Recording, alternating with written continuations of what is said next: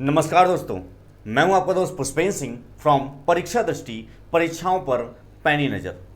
दोस्तों, जैसा कि आप लोगों को पता है कि हमारी सरकार नवयुवकों के बिल्कुल पीछे पड़ चुकी है। संविदा पर भर्ती निकालने को पर अब सरकार बिल्कुल उमादा हो चुकी है।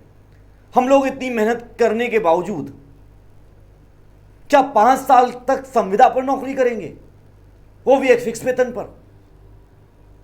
और जो इनके नियम है ना, शायद आप लोगों को भी नियम नहीं पता होंगे कि जो प्रत्येक 6 माह पर वो हमारा मूल्यांकन करेंगे, उनका आधार क्या है, वो किस तरह से मूल्यांकन करेंगे।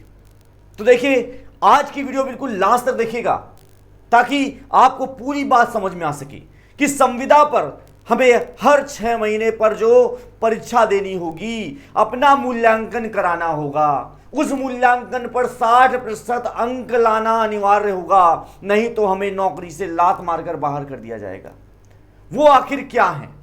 संविदा पर 5 वर्ष के दौरान प्रत्येक 6 माह पर जो आपका मूल्यांकन होगा, वो कैसे होगा, क्या है उसके नियम, तो आइए हम जानते हैं। जैसा कि आप लोगों को दिख रहा होगा बोर्ड पर कि उत्तर प्रदेश शासन के गवर्नमेंट आदेश यानी गवर्नमेंट ऑर्डर, शासन का आदेश, शासनादेश संख्या 257 का -2/2020 लखनऊ दिनांक 26 मई 2020, यानी ये 26 मई 2020 को यह जियो आ गया था। लेकिन हम लोगों को जानकारी नहीं थी, सरकार छुपा के बैठी थी। और ये तो कहिए कि हम लोगों को पता नहीं कैसे पता चल गया, वरना ये तो रातों रात काम खत्म कर देती है। ये सरकार तो किसी की नहीं सुनती है। आज हमारे प्रयागराज में कितने विद्यार्थियों का खून बहा, लाठी चार्ज हुआ, लाठी चार्ज। अरे क्या कर रहे थे? वो अपना हक मांग रहे थे सिर्फ। देखिए, समूह ख एवं समूह ग के पदों पर नियुक्ति के पश्चात 5 वर्ष तक संविदा में रहने के दौरान कार्मिकों के प्रत्येक 6 माह पर मूल्यांकन हेतु 5 मीजरेबल की परफॉर्मेंस इंडिकेटर यानी कि MKPI निर्धारित किए गए। कितने को? टोटल आपके 5, यानी कि जो मीजरेबल की परफॉर्मेंस इंडिकेटर है, यानी कि आपका जो प्रत्येक 6 माह पर मूल्यांकन होना है, जिसको हम लोग शॉर्ट में MKPI के रूप में जान रहे हैं, उसका फुल फॉर्म है मीजरेबल की परफॉर्मेंस इंडिकेटर।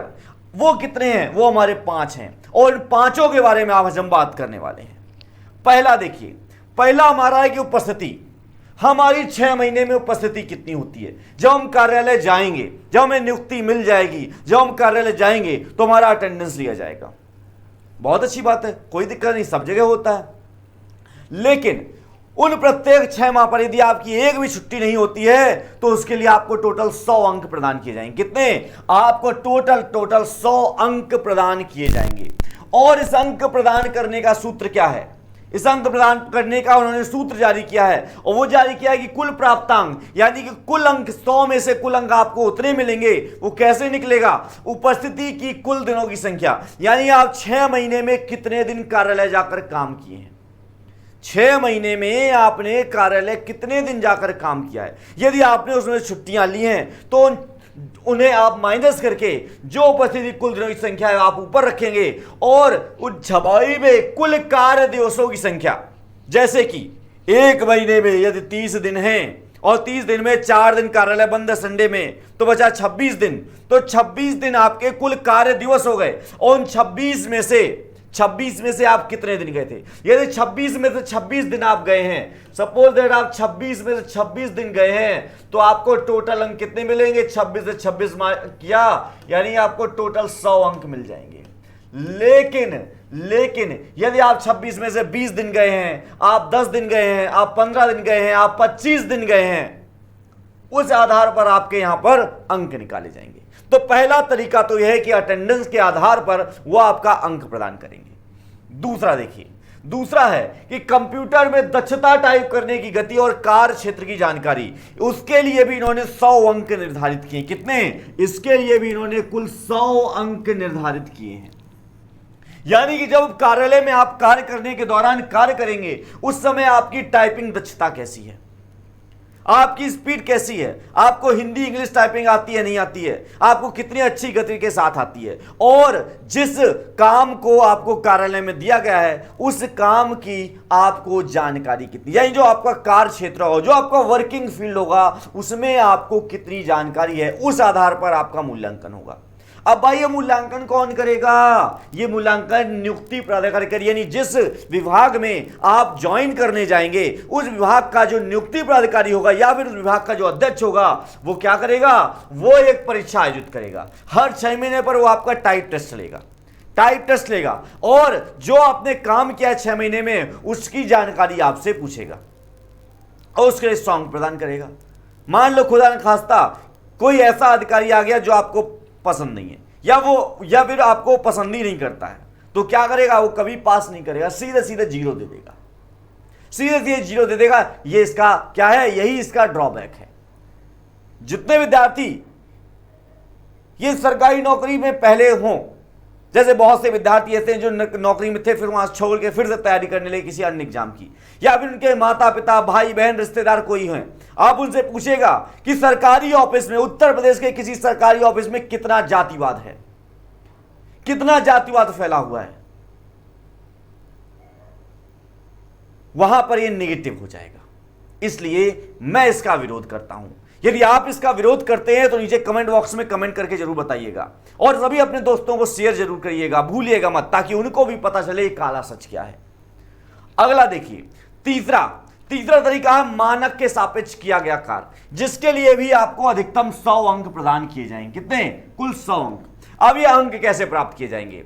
इसमें आपको जो कुल अंक यदि प्राप्त होंगे वो निस्तारित कुल छमाही पत्रों की संख्या, यानी कि समझ लीजिए छमाही विगत पत्रों की संख्या बटा छमाही कार्य दिवस के आधार पर निस्तारण का लक्ष्य गुणा 100। यानी कि आपको एक डायरी मिलेगी, जब आप ऑफिस में काम करेंगे, किसी कार्यालय में काम करेंगे, तो आपको एक डायरी दी जाएगी, और जितना आपको लक्ष्य दिया जाएगा, जो आपको टारगेट दिया जाएगा, मान लो आपको 1 महीने में 100 पत्रों का टारगेट दिया गया। सपोज दैट आपको टारगेट किया गया कि भैया इस महीने में आपको टोटल कितने टारगेट किया गया? 100। सपोज दैट एक महीने की मैं बात कर रहा हूं, 1 महीने में आपको 100 पत्र दिए गए, और 100 में से आपने केवल 50 पत्रों का ही निस्तारण किया है, तो आपको कितना अंक मिलेगा भैया? 100 में से 100 कट जाएगा, 50 अंक मिलेगा। कितना मिलेगा? 50 अंक मिलेगा। और टोटल कितना? अधिकतम अंक 100 अंक। यानी आप जितना काम करेंगे उसके आधार पर आपका अंक निर्धारित होगा। अब मान लीजिए कि भैया कोई द्वेष भावना के कारण आपका लक्ष्य 6 महीने में रख दे भैया 10,000 का, इतना वर्कलोड दे दे, तो भाई कहां से करेंगे हम? कहां से करेंगे हम इतना काम? तो भाई ये भी तरीका गलत है मूल्यांकन का। अरे लीजिए आप, लेकिन तरीके सही करिए, अपने तरीके सही करिए, वरना मैं इसका घोर विरोध करता हूं।